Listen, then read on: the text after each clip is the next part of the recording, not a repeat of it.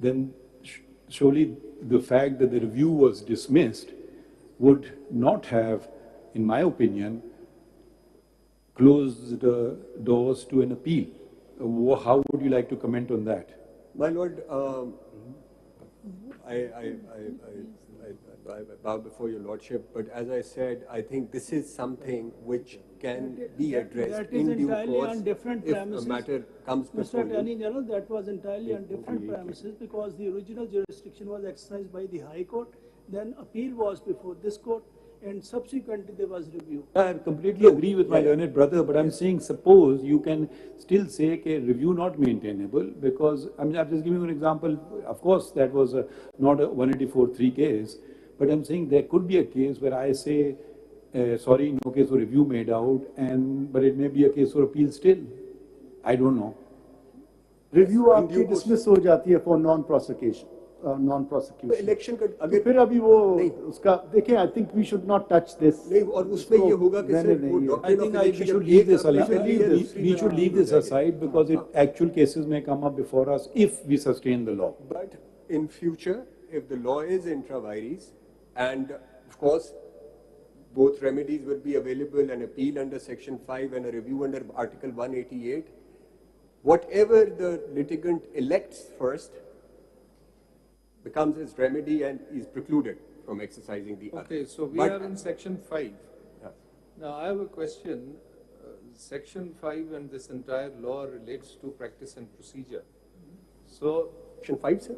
no, the entire law. Yes, the rest. Section 5, we are conferring jurisdiction, appellate jurisdiction, which is by all intents and purposes and by all definitions a substantive. That's right.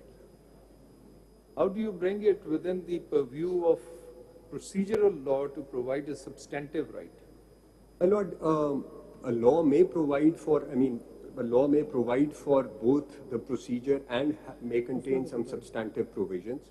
What my Lords had just observed, what has to be seen is whether there is legislative competence that exists for both. So my respectful submission, my Lord, is that there is legislative competence for sections 1 through 4 and 6, 7 and 8 under 191. And then there is legislative competence under entry 55 for section 5. So both on that plane, the law we do not, the law can survive so long as there is independent legislative competence for both substantive provision and procedure. At this stage, Learned Attorney General, how you respond to the objection of the petitioner that constitutional amendment was required for Section 5? My Lord, as I just submitted that the entry 55, my Lord, permits the Parliament with respect to Supreme Court to do two things, which is enlargement of its jurisdiction and conferring of supplemental powers. So the language which says except the Supreme Court, in a way, what it does is it requires the Parliament to limit its legislation only to this extent, which is to say that Parliament cannot reduce the powers which the Constitution confers upon the Supreme Court, because the Supreme Court's powers are all provided in the Constitution. Unlike High Courts, for example, where the original jurisdiction flows from the Constitution, but the appellate, review, revisional jurisdiction or original jurisdiction on civil side under various statutes flows from entry 55, Article 142A with entry 55. So, Attorney General, just a question on it does not change the language or structure of 184. My Lord, in completing my submission on enlargement,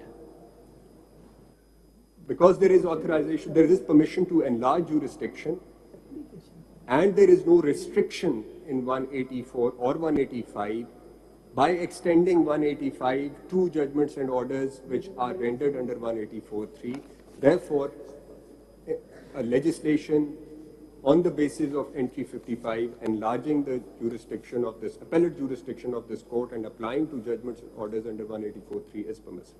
So, coming back to my question, going by your thesis, then what is to prevent the Parliament from providing a second and third appeal in 185 through legislative, ordinary legislation? That we are extending the jurisdiction of the court by extending second, third, fourth appeals. My lord, in May future, short answer, maybe with respect. When that happens, we look at it. Answer, I think let the attorney. No, yes, but I'm just saying. my lord, my submission to that would be, for now, this is the first appeal which is being provided under 184. No, आप principle But on a settle कर रहे हैं ना कि My lord, आप extend in कर large सकते हैं एक constitutional appeal by ordinary legislation. So, I mean, by that token, if the Parliament tomorrow wants to provide second, third, fourth appeal, can it or can it not? My lord, if I may just मैं सिर्फ उस जी, मैं अपनी premises thoughts को में जरा पूछ रहा हूँ, अपनी can submissions it, को does it have legislative submission को जरा इस competence to तरह do that or not? जी साहब, अगर आप 185(2) पढ़ लें तो शायद आपको जवाब मिले। My lord.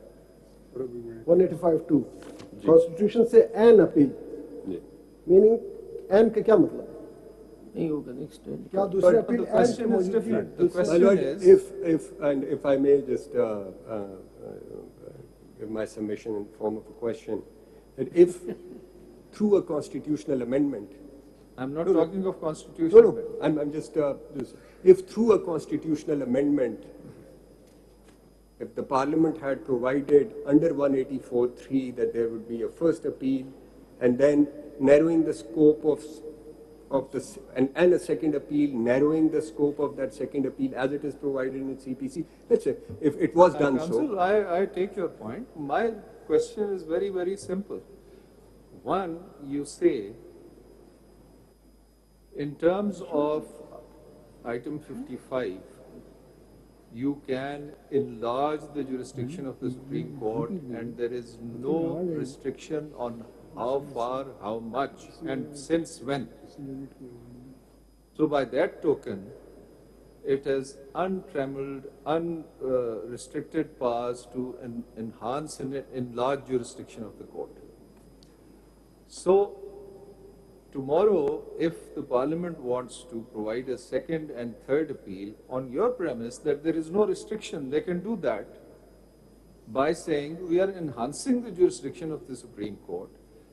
Now onwards, in 185, there will be a second appeal, a third appeal, a fourth appeal. Can they jurisprudentially, are they competent to do that? And if they are, then say yes. My lord, So if I could just jump into this discussion, I think it's a very pertinent question, and perhaps it might be subject to judicial review later on. But just a related question would be that when we read this, because this thing is slightly important to understand, this to such extent as expressly authorized, one reading of it shows that the word expressly was also underlined earlier. What does it mean? So to such extent is expressly authorized. So it means that there could be a possibility that it is not authorized. I mean, there is no extent given. Extent to such extent means that there might be an extent, but there might be no extent. So there could be situations where there is no extent, no express authorization is given, and the field is open. Yes. What do you say to that? I mean, it's not as if every provision, every jurisdiction will give an extent. As long as there is an extent, then Parliament is going to be regulated by that. But if there is no such extent expressly authorized, what do we do? I mean, then it's an if my lords may kindly Constitution turn has to- not provided that extent. My lords may so kindly turn- Constitution then allows the Parliament to My go lords ahead. may kindly turn to Article 203(d), Clause 3. This will answer my lord's question. 203(d), Clause 3. Yes. Now this says the court shall have such other jurisdiction as may be conferred on it by or under any law. So this then leaves it open to go as far, which the Federal Sharia Court can perhaps do.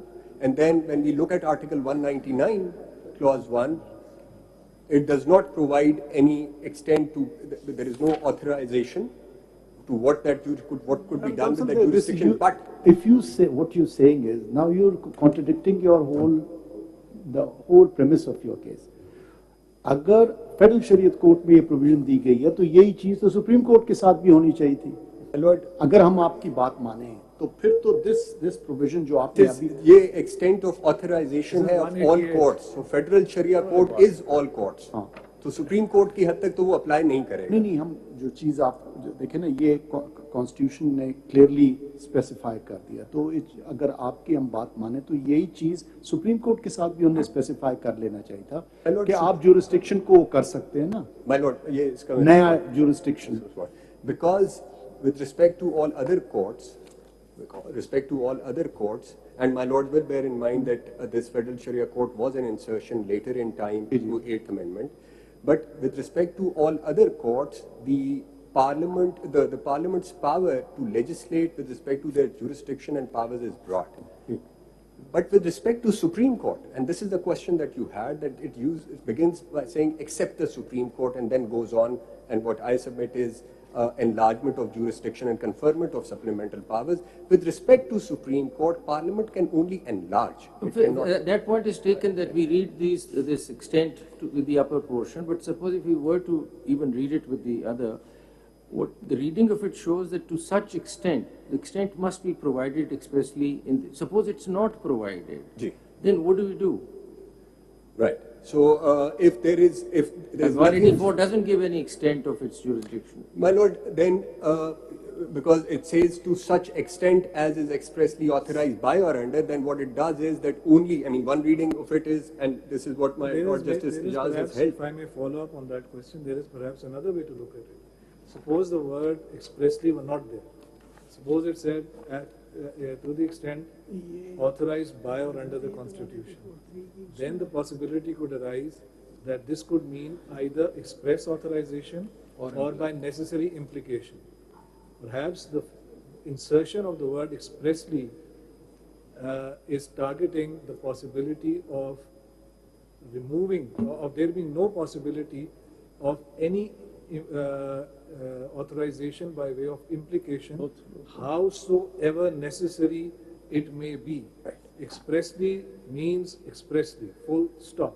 And if all implications are cut out on by use of this word. Had this word not been used, then we would be back in our traditional approach, expressly or by necessary implication. And for example, just giving an example, clause 5 of Article 199. Now, this is the power of the High Court, where the High Court can issue writs.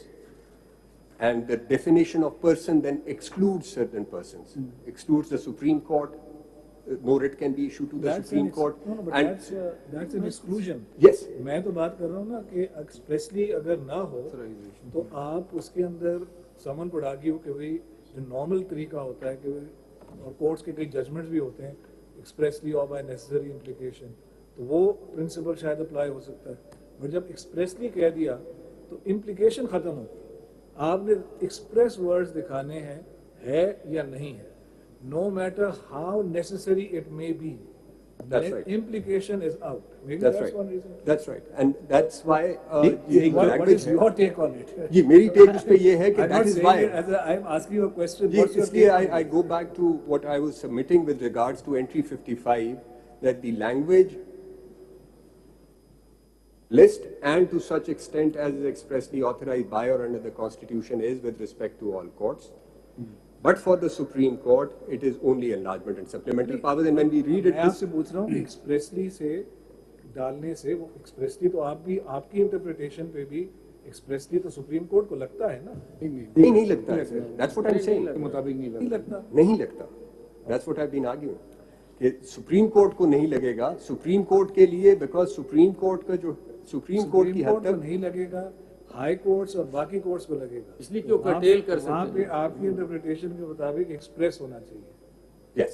और आपने example दी 192 की और उसकी मैंने 212 की दी example administrative court 212 में तो express authorisation तो नहीं है ना। इसे 212 के अंदर तो ये बता दिया ना to what extent A, B and C, and then वहाँ ये भी बता दिया कि तो आप कह रहे हैं ट्रिब्यूनल्स जी administrative courts and tribunals and 199 का फॉर एग्जांपल 199 का ये कह दिया कि ट्रिब्यूनल्स के हवाले से अगर आप देखें ना ट्राइब्यूनल्स के हवाले से आपने एंट्री देखी है?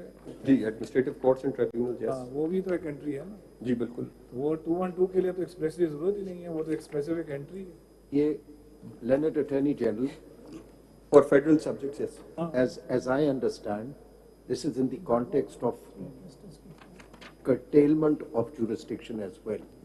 Supreme Court, this entry itself, it is part of the Constitution and it expressly authorizes the Parliament to enlarge its jurisdiction. This in itself is an express authorization.